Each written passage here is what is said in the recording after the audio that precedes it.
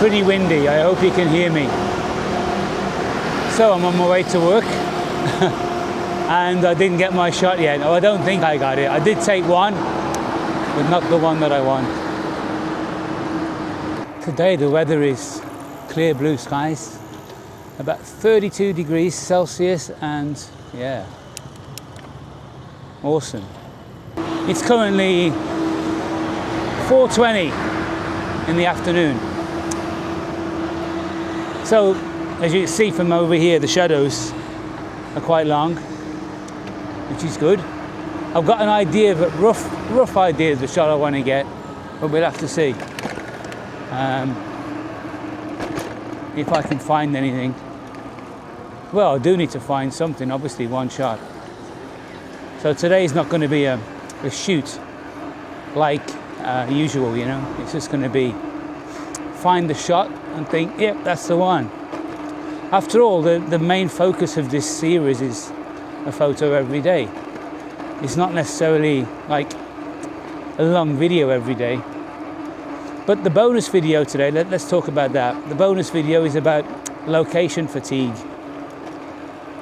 So, being in the same place for a long time, the same locations, a lot of people complain that they get bored of the same locations, and you know, I can understand that to a certain degree, but I don't think there's much of an excuse for it, to be honest, because there's so many different places you can go, even in a small area.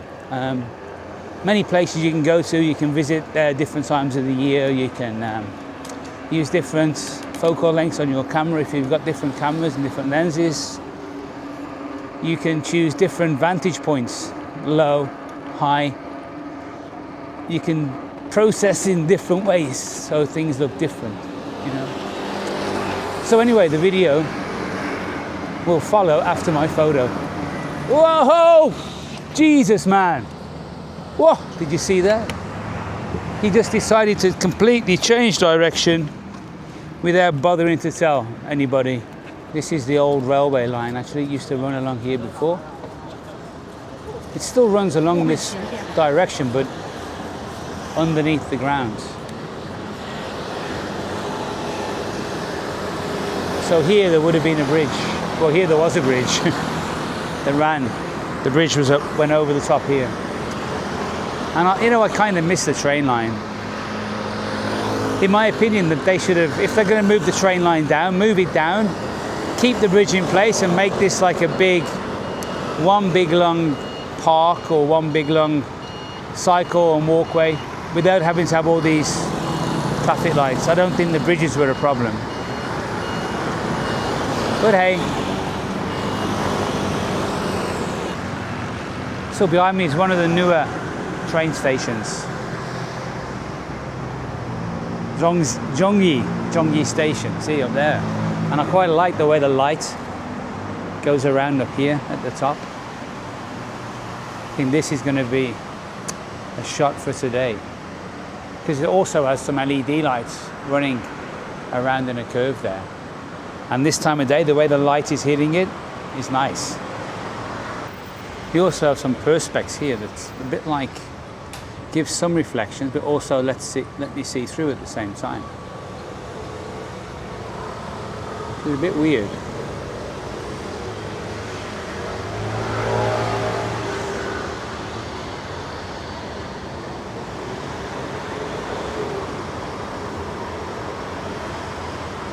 Bit weird.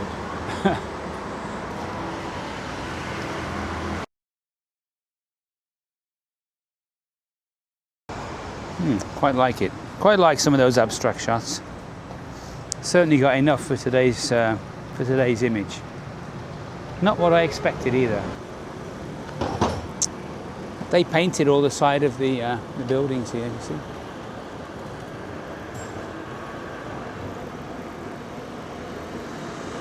Quite beautiful.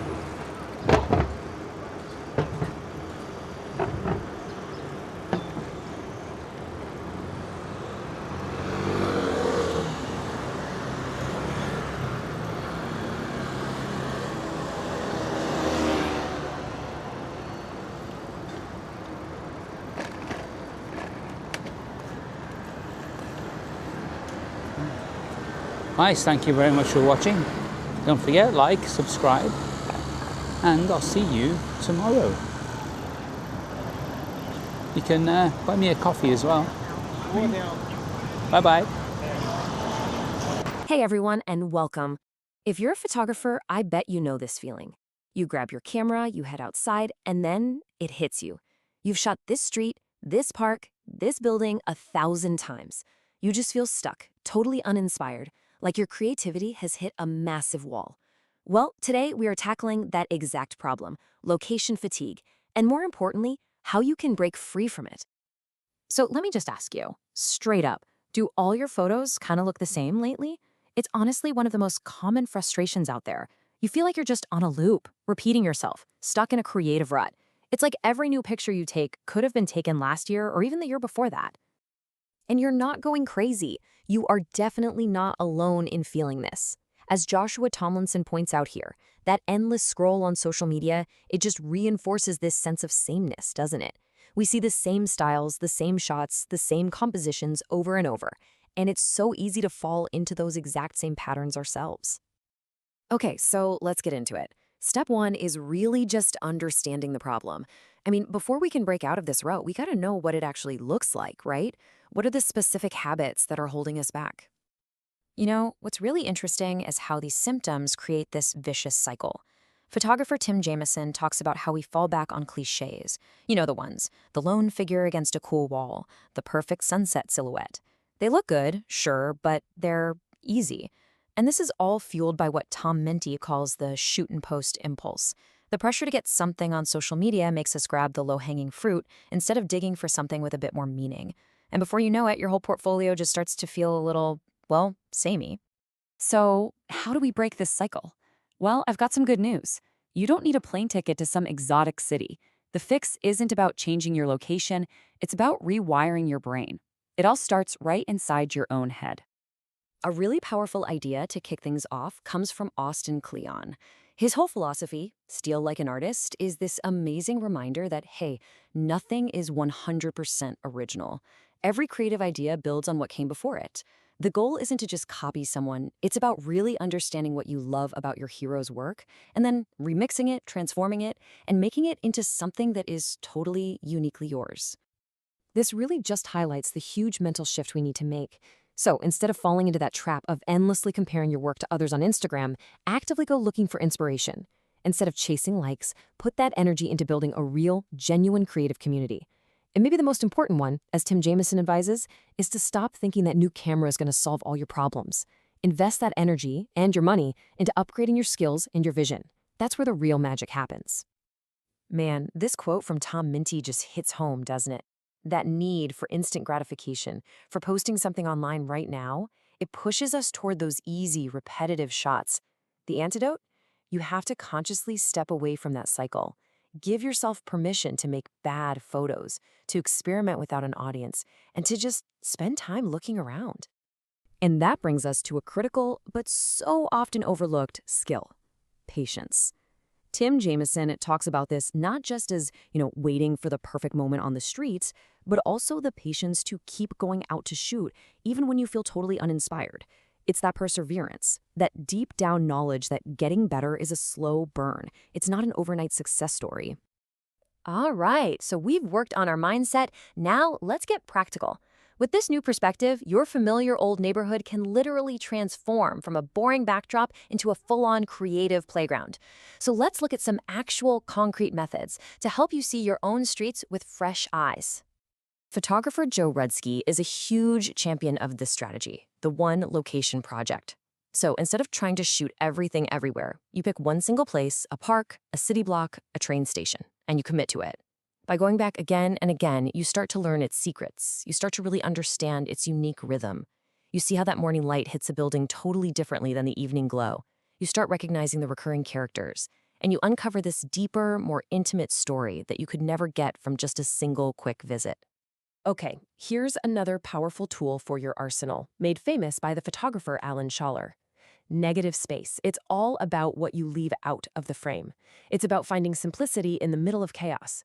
By using those deep shadows or big, empty areas of sky, you can isolate your subject and create these incredibly dramatic, minimalist photos that have a ton of impact, even on the busiest street corner. And you want to know the best part?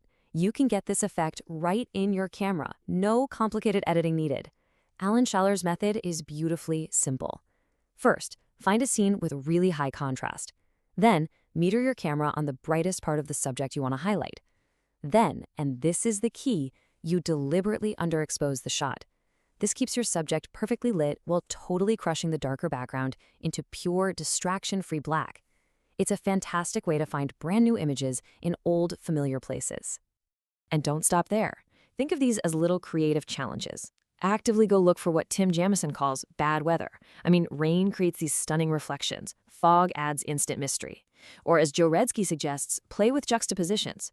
Try shooting with a wide lens one day and then a telephoto the next, just to see how it completely changes the story you're telling. The whole goal is to systematically break your own visual habits and just force your brain to see things in a new way.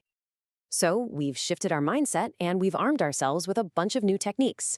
Now let's bring it all together to fundamentally change our relationship with the places we shoot every single day. This quote from Austin Kleon just gets right to the heart of it. It basically turns the whole problem on its head. See, we think our boring location is the problem, but a lot of the time, the real issue is having too much freedom. The secret to creativity isn't a blank canvas, it's a set of smart constraints. So the crucial point, the big takeaway, is this. Your familiar neighborhood is not a cage, it's your canvas. The very fact that you know it so well, that's a huge creative advantage. It's a constraint that forces you to dig deeper, to look closer, and to move way beyond the obvious cliché shots. So I'll just leave you with this thought. The next time you feel that familiar dread of location fatigue, don't look for a new place. Look for a new perspective. Look for the light, the characters, and the patterns that you've been overlooking. And ask yourself this. What story is right outside your door, just waiting for you to tell it?